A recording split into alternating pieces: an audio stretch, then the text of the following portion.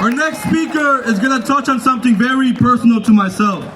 We have seen ICE and Border Patrol terrorize our communities all across this country and right here in our communities.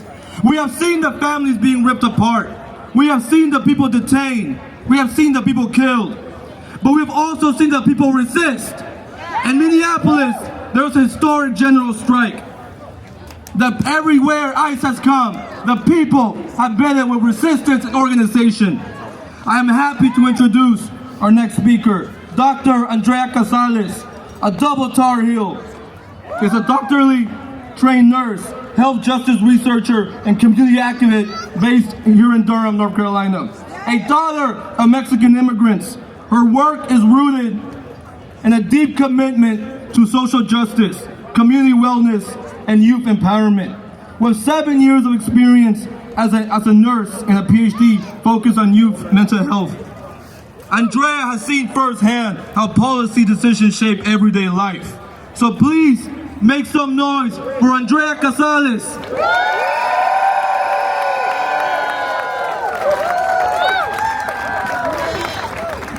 How are we feeling?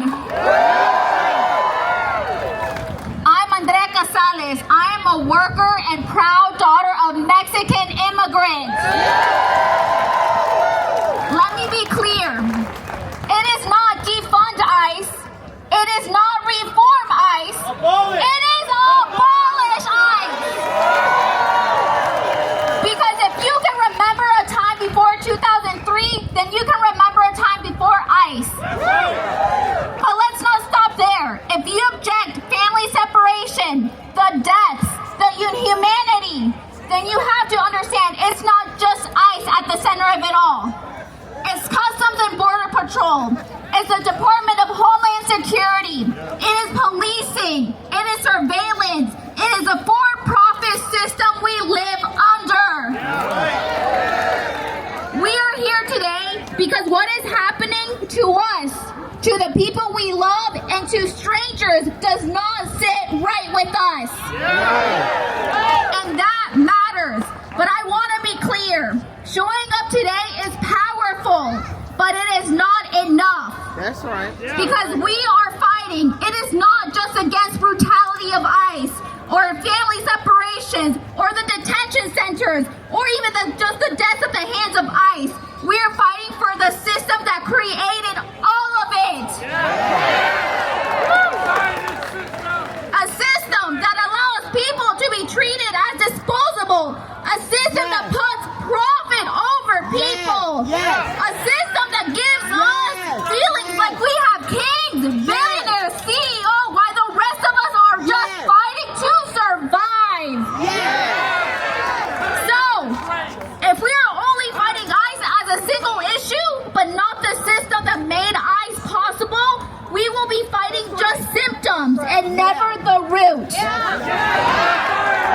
And if I've learned anything in my decade in healthcare, is that we will continue to see the same problems, the same harm, the same deaths, if not more, if we do not address the root cause.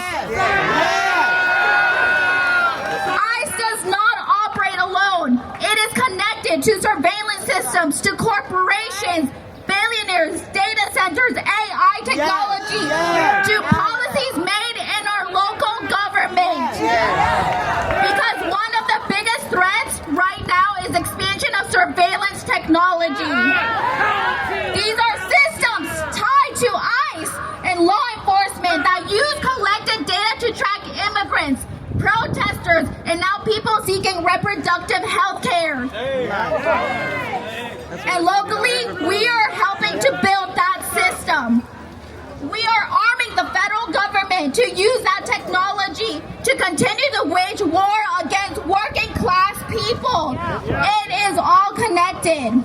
And if we do not connect the dots, we will continue to be divided, distracted, and exhausted. And just like my work as a nurse, my care does not stop when I clock out. And neither does your work once you leave here.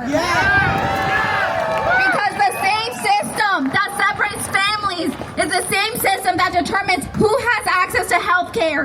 Who gets to live in safe housing? Who breathes clean air, drinks fresh water? Who is protected and who is not? So, as we continue to witness the violence that ICE commits, let us not forget of the systemic violence that happens every single day and claims more lives than we could ever quantify.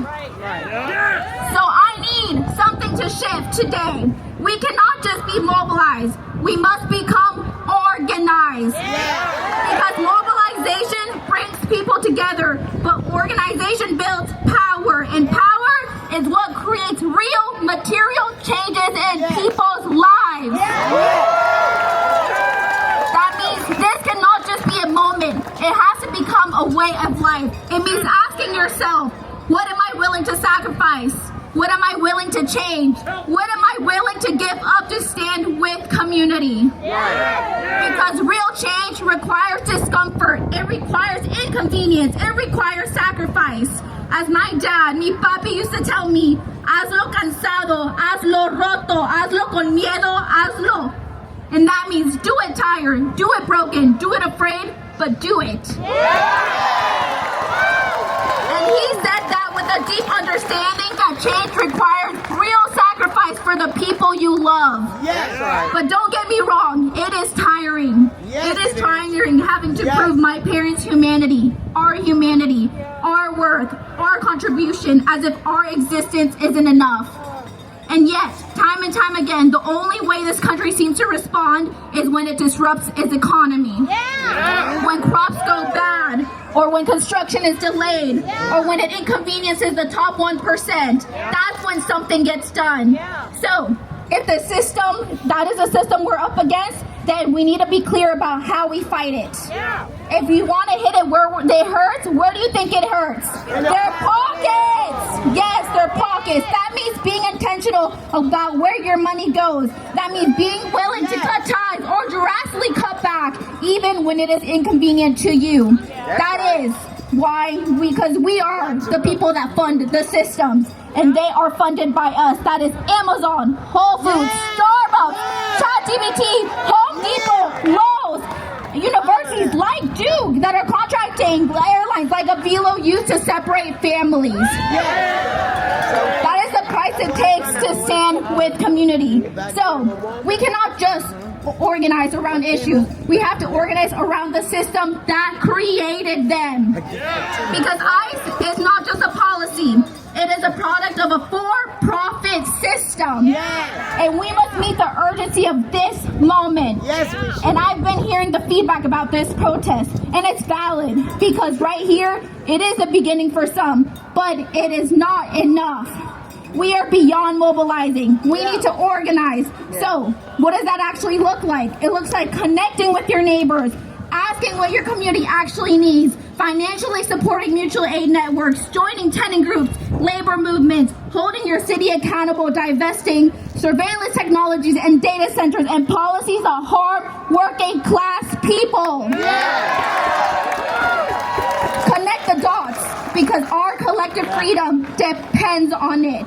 And the beautiful thing is, you do not have to do it alone. Look around you. This is community. And for those who are just getting started, you belong here. And for those who have been doing this work for a long time, this is part of coalition building, and we have to meet people where they are. That is with guidance, with patience, with grace, because we all started somewhere. And even now, I am still learning, and that is how we build a real coalition. So yes, be here today, but do not let it end here. Let this be the moment you move from showing up to building something, from mobilizing to organizing, from protest to power, toward May 1st, a nationwide general strike! Because this is how we disrupt the system. This is how we win. And my favorite one, chant with me, El pueblo unido jamás será vencido. El pueblo unido jamás será vencido. El pueblo unido jamás será vencido. Thank you. Unido jamás será vencido. people united will never be defeated. The people united will never be defeated. All right. Make some noise for Andrea.